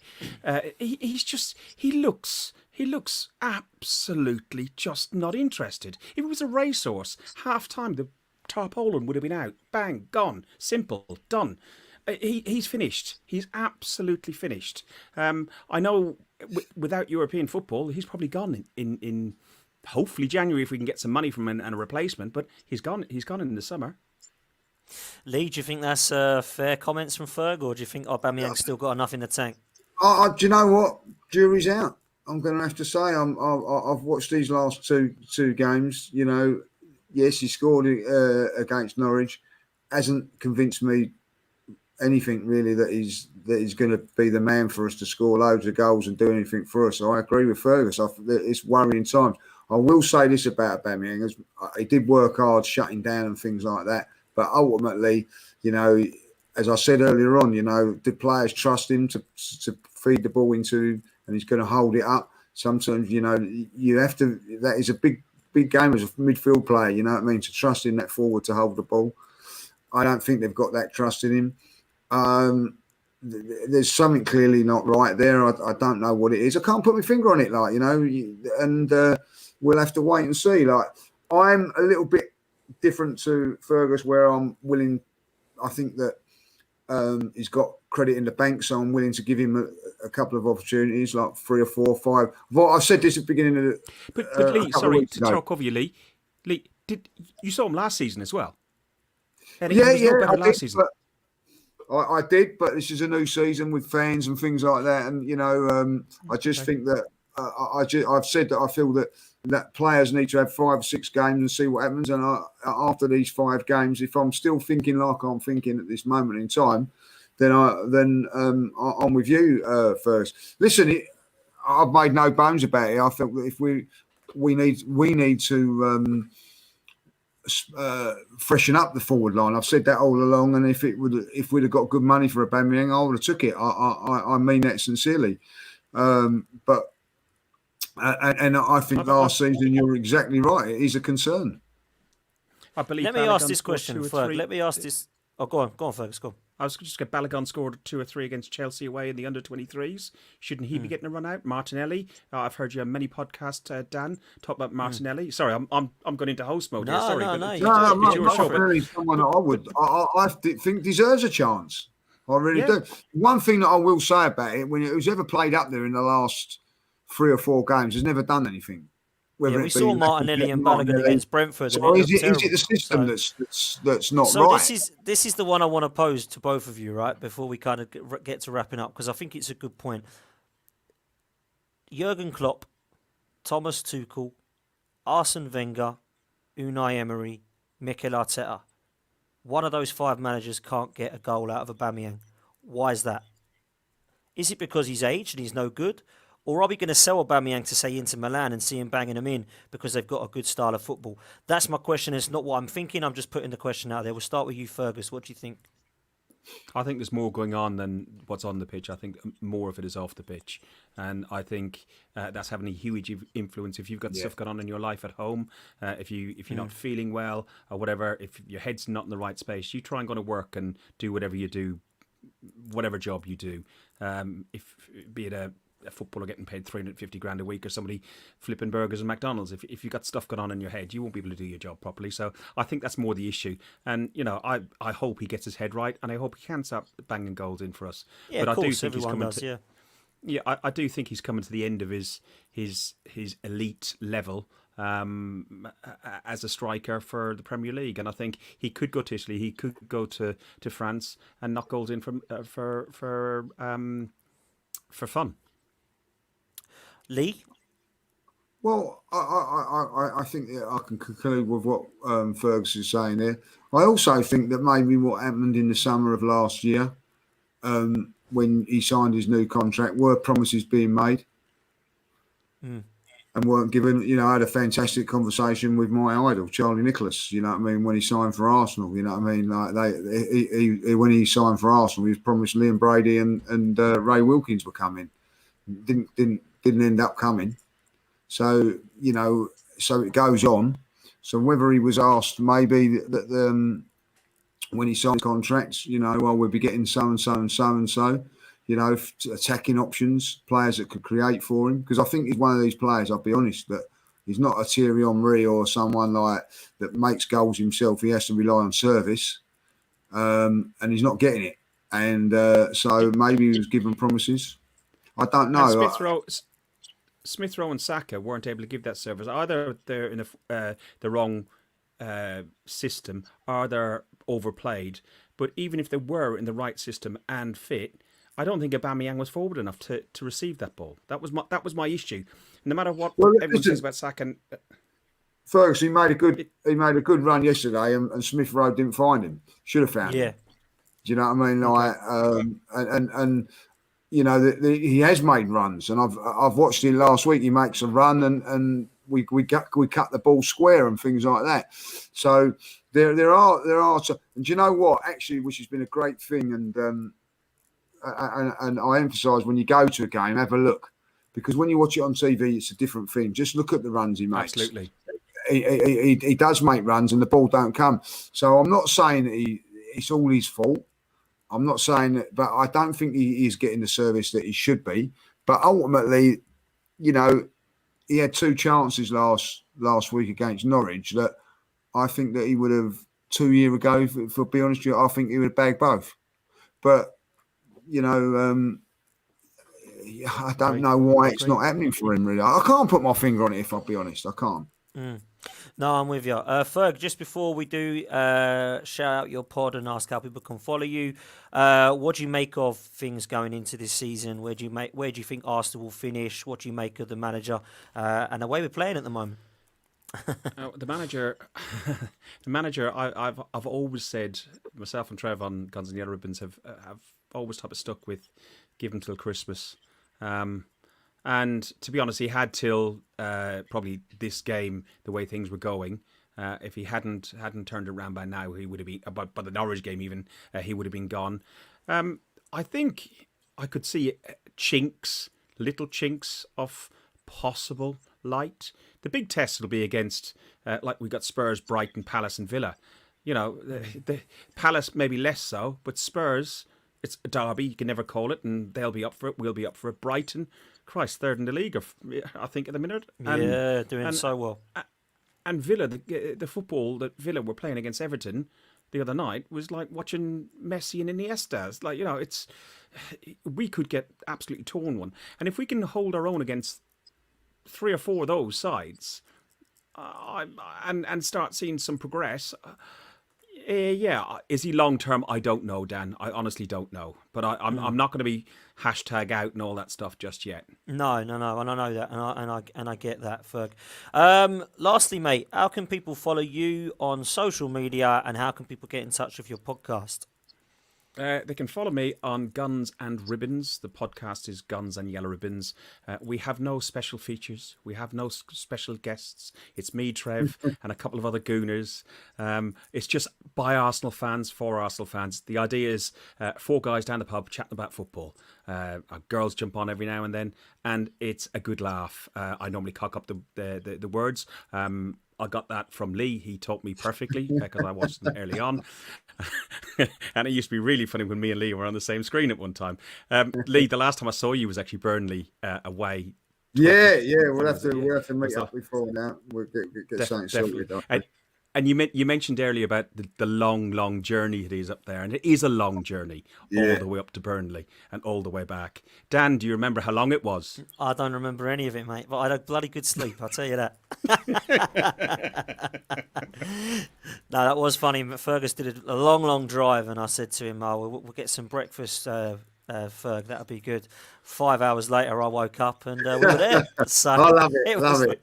It was a lovely sleep. It wasn't sleep, 5 hours. It was a lot less than that. You were in the vomit comet, remember? Yeah, that's true. Great laugh, though. Enjoyed that away day, and hopefully there'll be some more now that we are allowed to go back to games. Make sure in the chat, there's 550 of you watching live. Get yourself over to Guns and Yellow Ribbons, subscribe and like their video. Fergus and Trev, Gooner Hill's the absolute legend of an proper Arsenal fan is Trev, as is Fergus. And they'll be providing you content on Guns and Yellow Ribbons. Fergus, been a pleasure as always, mate. Good to have you back, Fergus. Cheers, guys. Take care, Thanks, Fergus.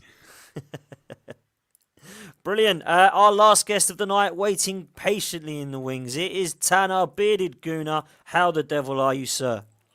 Doing well, gents. How are you guys?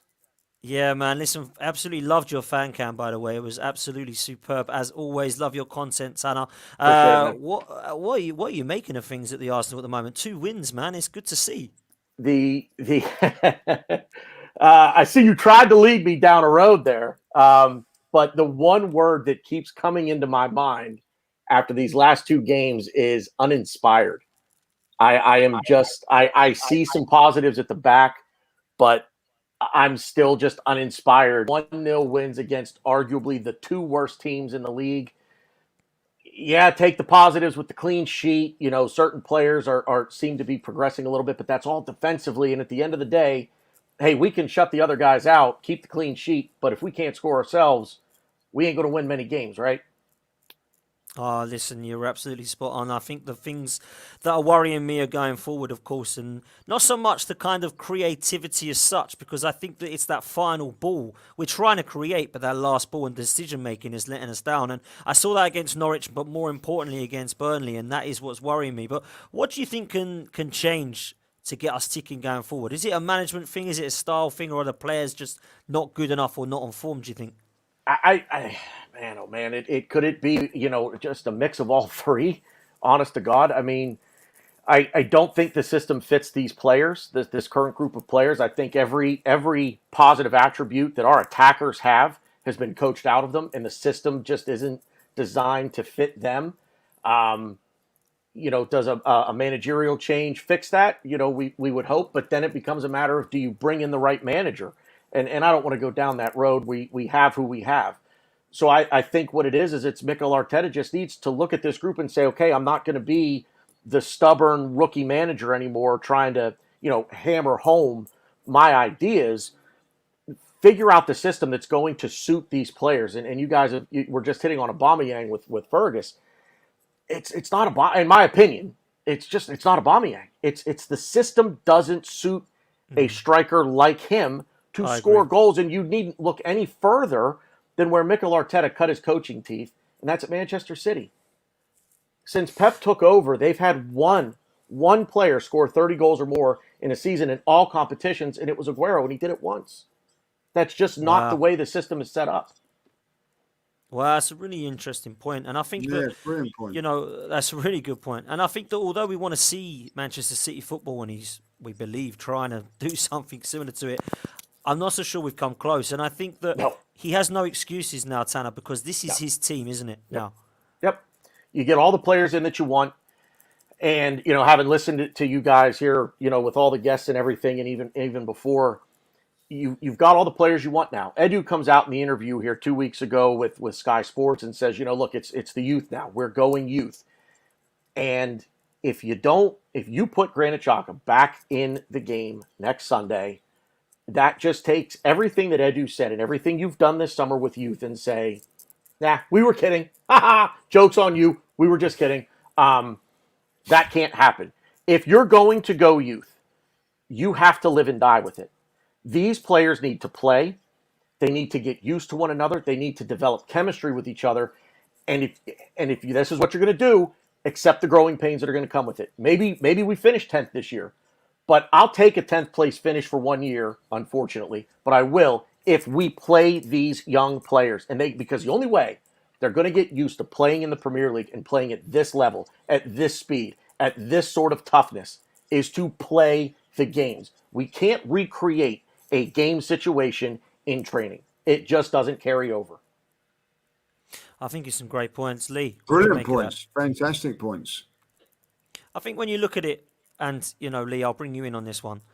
A lot of people are saying in the chat as well, Mikel Arteta was apparently the genius at Manchester City. Well, since he has gone, I haven't really seen there be much of a difference, to be honest. So obviously Pep is as good a manager as we all thought he was before he came to Manchester City. But Lee, do you ever see us playing this kind of Man City style? Because I haven't seen us come close No, to I it, mate, don't. under Mikel Arteta.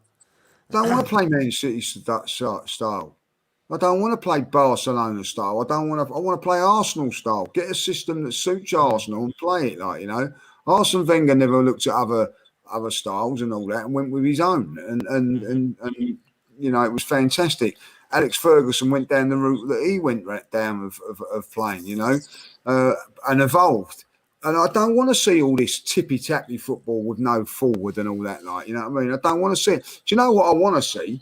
I want to see what Chelsea produced today, when they played against us. Do you know what? Chelsea remind me so much of Arsenal of in our heyday. I know it's a little bit different with players, but go powerful, overpower teams. Hit them on the break, lots of pace, lots of different things in their game. And I'll tell you this now with Chelsea, they've got no superstar midfield players. They're all efficient. That they do the job what suits Chelsea. I don't want to get Arsenal players getting a job that's suiting. Apart from Kante. Kante's got to be mentioned. Tuna Russ is saying I about love he copied Barcelona. Look what happened when he copied Barcelona, Russ. They didn't succeed. Yeah. When he had his own identity, Arsenal were good. When he changed it, that's where it is. That's what I want to see. Players fitting into a system. I don't want to ever see Arsenal play without a forward. I'm sorry, I don't want to. Manchester City will not win the league this season the way that they play now. I'm telling you that now. They're out of the championship race until they might come back if they're still in and around it, and then they go and sign someone like Kane. They will it. But I'm telling you that now, they will not win this league because they've not got a focal point up front. And Chelsea have got it with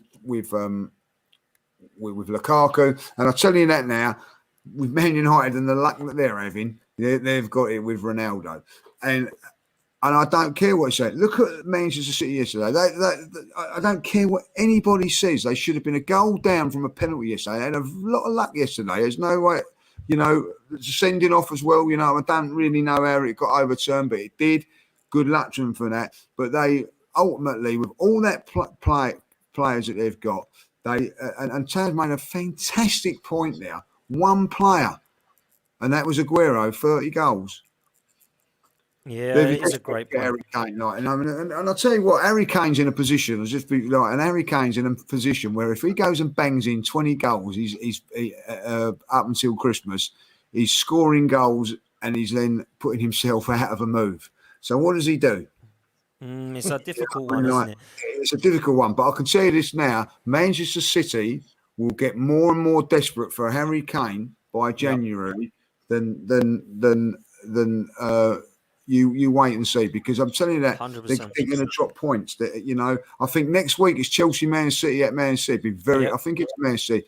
Interesting game. Interesting game. Very I'm going to make a great point about that, and I don't want. Why should we be? You come to Arsenal to get an identity of Arsenal Football Club. You don't get. I don't want to see us copying the Manchester City page. I'm sorry.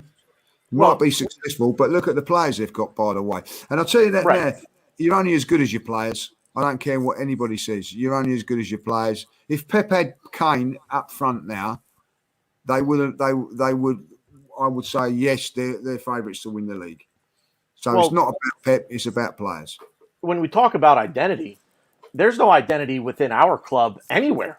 We don't know who we are on or off the pitch. There's no identity. Yeah, we've got to get there, Sam.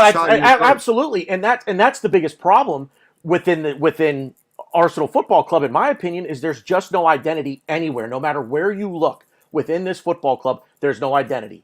We don't have an identity in the academy. So how on earth can we have an identity at the senior level? And all of this stuff needs to the senior level identity needs to trickle down into the academy. And I want to say that I think Per Mertesacker is doing a fantastic job with the academy. But the problem is at the senior level, where we're doing one thing here in the academy. You come up to the senior squad, you get to training with the senior squad, you're doing something completely different. There's no cohesion throughout the club. And it's been this way now for almost going on 10 years. We're going on almost a decade of this. I think you're spot on there, and again, that points fingers at the ownership, in my opinion, to answer that question. Tanner, 4 games, they stick to the league. Obviously, we've got Wimbledon. Difficult games coming up: Spurs, Brighton, Palace and Villa. What's acceptable for you in those 4 games in terms of points, and what do you think that we will actually get in terms of a prediction out of those points, out of the 12 is available? Acceptable, 12. You've got to win 3 of the 4. Fair play. Got to win 3 of the 4. Expected 7. I think a draw, a loss, and 2 wins. And what happens if we do get the 7 points? Do you think you're going to stand by the manager then? Is it time for him to go? What do you think? For me, I know it's a results-driven business, and that's just the world of professional sports. It's a what have you done for me lately? I think he's on a very. I would have him on a very short rope right now. Unfortunately, I think however long that rope is within the club, he's going to hang us all with it. But I think it's down to performance for me. Like I said, I see 2 wins, 2 clean sheets, but it's just I'm still uninspired. And I hear people talking about Aston Villa and what kind of a result can we expect about how far have we fallen as a football club where we're talking about going to Brighton, and how confident are we about going to Brighton and getting a result? Getting a point out of Brighton. It's a great point, and I think it's the reality of where we've fallen and where we are right now that no one's actually confident. Forget Spurs. We're talking about Palace, Villa and Brighton, and no one's going, that's an easy 3 points. Because there's not an easy 3 points the way we're playing. Tanner, before we kind of wrap up, if we do stick with Arteta to the end of the season, like some people believe we will because they don't believe he's going anywhere, whatever happens, where do you think we can actually genuinely, realistically finish under Mikel Arteta in terms of a league position? With this system that he currently plays, the style that he wants us to play, I no higher than 9th. I would say we would finish anywhere from 9th to 14th. That's a big worry for me because I'm with you 100%. I really don't see that we're going to get ahead of the teams even if we keep this guy. If he can change up, if he can come up with a plan B, if he can alter his style and figure out the attack, I think the talent is there for this team to finish top 6. And when you get into that region of the top 6, look, anything could happen. The past 4 or 5 years, it seems like teams toward the end of the season don't want to finish top 4. All the teams that are hovering around, they just start dropping points. We need to capitalize on that. And I think we're talented enough to do so. If he could come up with a plan B, alter his system, alter his style and his tactics, we could finish higher than that. But the way that things are right now, 9th at best. Fair play. Tanner, absolute legend. Before we do let you go, how can people follow you and give us a little bit of a shout out about what you and Mike have planned on this channel moving forward? So things with Magic Mike and I might get a little soupy, as we've been saying, and people will understand that once we get into the show. Lee and Dan have tapped up Magic Mike from the Gooners Pod and myself to host a show coming up a week from Tuesday. So it'll be a bit of a post game after the North London Derby. But we'll be hosting a show on Lee Judge's TV. It'll be myself and Magic Mike from the Gooners Pod, and we're very much looking forward to that. It'll be good banter. It'll be a lot of fun, entertainment. We'll try to get into some tactics and things like that, but we're also going to try to make you laugh, and we're going to make everybody feel a full range of emotion on this show. All right, that's what we're going for. As far as I am concerned, you can see it right down there, Bearded Gooner Media. If you search that on YouTube, you'll find my channel. Lots of good stuff coming up there as well. I've got Ryan from the Arse Bros on there. Stan the Man is with me as well. We're still doing Same Old Arsenal USA on my channel as well every Tuesday night at 10 p.m. on the East Coast. It's a little late for you fellas over there, but follow me on Twitter. It's at @TheBeardedGooner. That's it. Tanner, absolute legend. We'll look forward to that Stop, show man. every Stop, man. other week. Thank you so much for Appreciate jumping it, on, gents. man. Much appreciated. Cheers, my man. We're through, everybody. Lee, I really enjoyed that, man. It's great to get It's this on, good, man. good chat. I enjoy it. Enjoy it. Absolutely superb. Thank you all so much for sticking with us. Thank you to all the guests that have joined us tonight. Over 500 of you still live. Hit the like and subscribe button, and make sure you head over to Sally's Artworks and get yourself some artwork to put on your walls. It's been a great show, guys. I've absolutely loved it. We will see you all next time. This has been Lee Judge's TV. Take care and good night. Good night.